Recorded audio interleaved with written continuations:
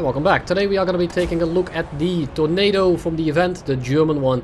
And if you have flown the British one or have seen the video that I posted last week where we fly an aerobee like a fighter, because that's what we do here, and we're going to do the exact same thing today, then you already know that this thing is going to be a little bit of a struggle bus, and they fly largely the same. The bonus is you are at 10.7, you don't get guided munition in terms of bombs, but you do get guided missiles. And the guided missiles are largely useless, they're very slow, they don't pull that much. They are active, so you don't have to guide them in for too long. You can just point them at something and a missile will do the work for you. It's meant to lock onto enemy ships. And as you can see there, you jettison them, they still give you an RWR warning. These things are flying RWR warnings, and I have used them to kind of spook people, but that's the biggest use I've got from them, other than strafing people off the runway. Because yes, you can actually lock onto enemy planes if you use the ACM mode. It's not meant to be, it might get patched, but as of right now, you are able to lock onto people. But we very quickly interrupt this intro by saucing this F-14 into another dimension.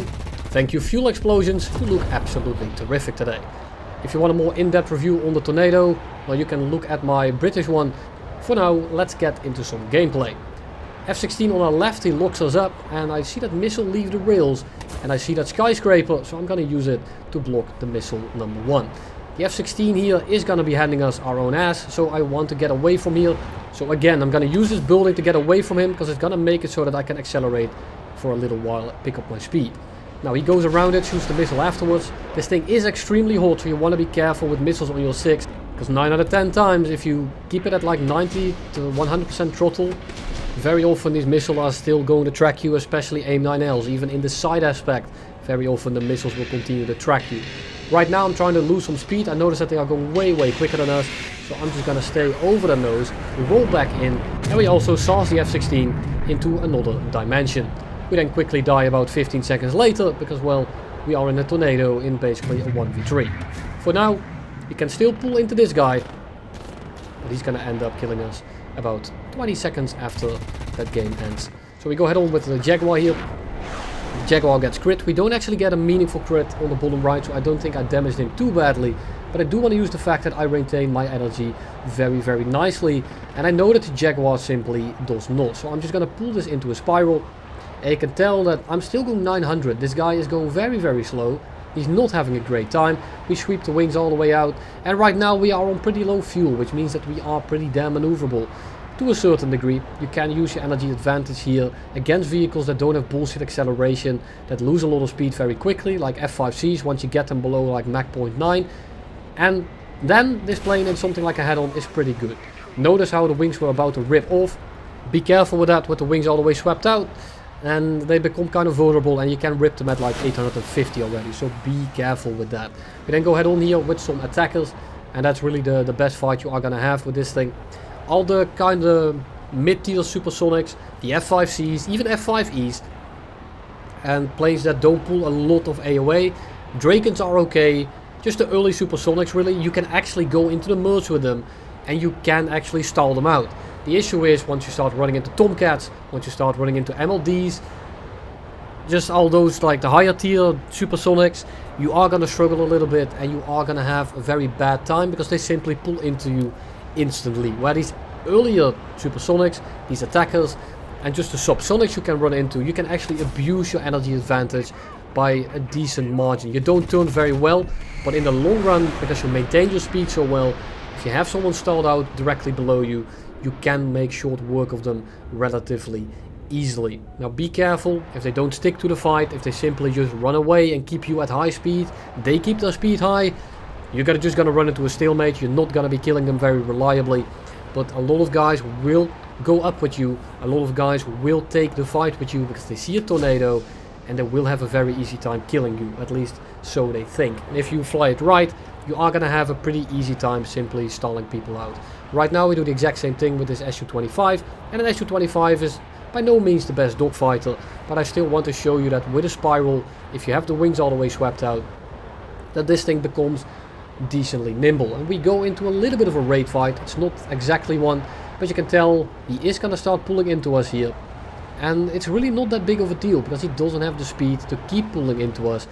And eventually we are going to start gaining quite a lot of ground on him. So right now we transition into the raid fight. I do use my flaps a little bit in this, and it's only because this is the Tornado.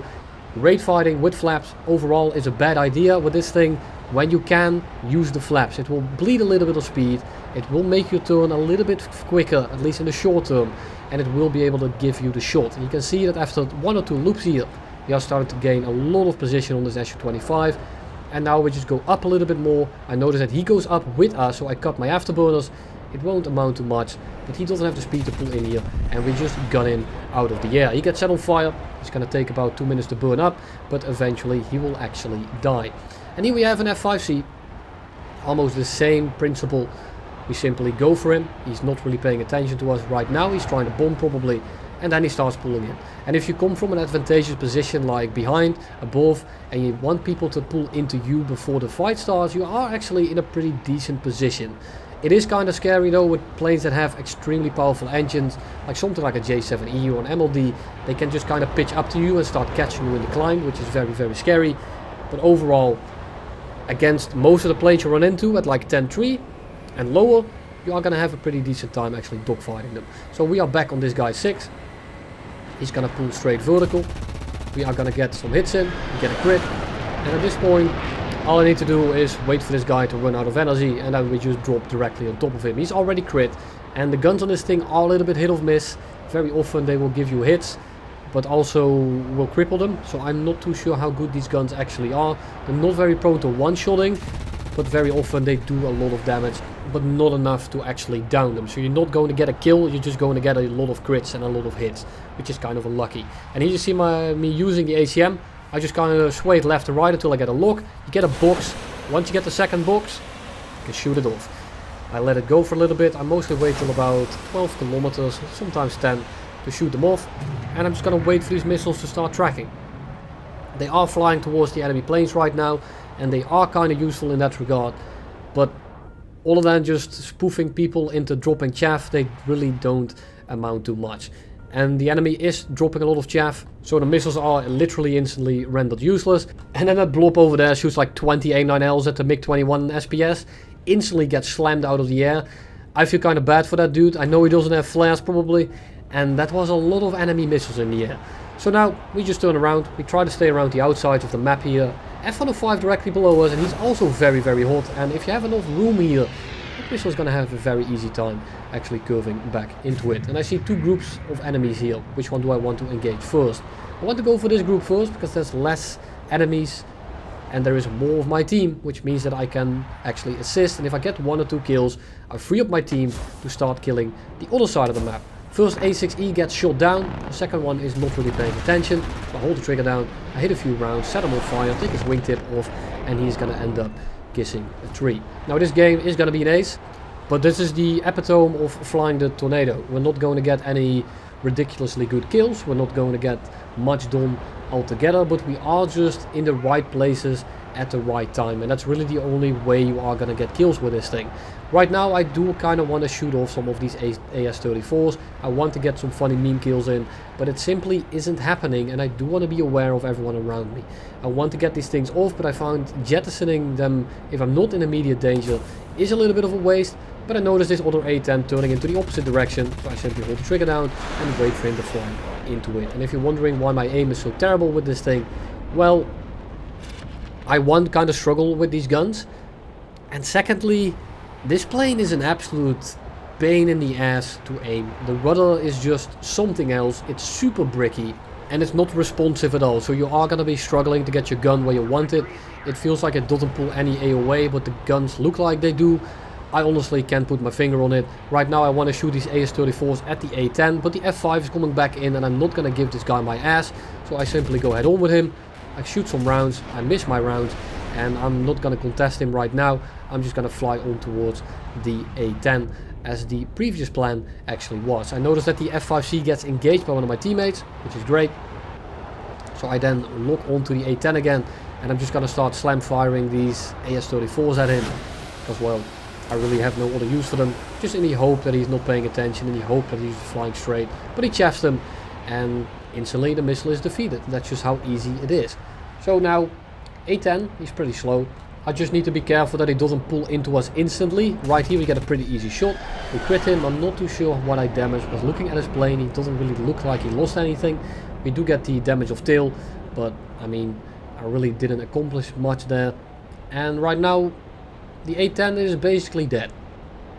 He's not gonna get a good aspect with his missile here, even if he did have one. And the gun, I mean, he's not fast enough. He just doesn't have the energy to contest me here. And I cut the afterburner, so I don't waste as much fuel. And you can tell that even without the afterburner, I still hold my speed quite well with this thing. Like once you are up to speed, even with the engines off, you will hold your speed quite well. So you don't need the afterburn throughout every maneuver. And the A10 here is just too slow. We fly over him, we pull back him, he's energy trapped, and we click him out of the air. And he's gonna end up being kill number 4. We still have an A9L left. I want to make sure I get a solid lock on the Milan. Shoot it off, and the Milan is gonna do exactly nothing to that. He gets shot down. We go underneath the F5C. I hope that he takes the dogfight, and he doesn't. He simply flies back to his airfield, and then we win on tickets because he fails to take back off. And here we have one of the biggest pet peeves I have with this vehicle.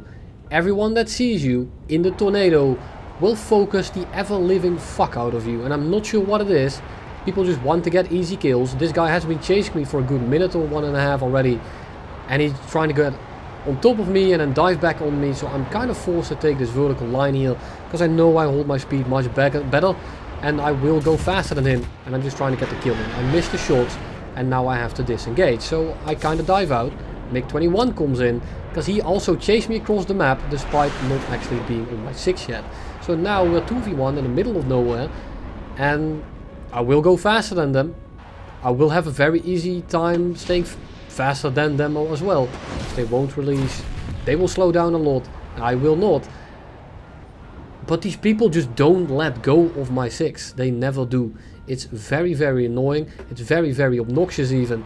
And there is just nothing you can do. These people basically cancel you for the entirety of the match. The F5C above us is now just kind of loitering, making sure that I can't engage the MiG-21. Because I can engage the MiG-21 here if he was alone. I can stall him out. I do have the engine power and the energy retention to just kind of fly loops around him and make him basically a sitting duck.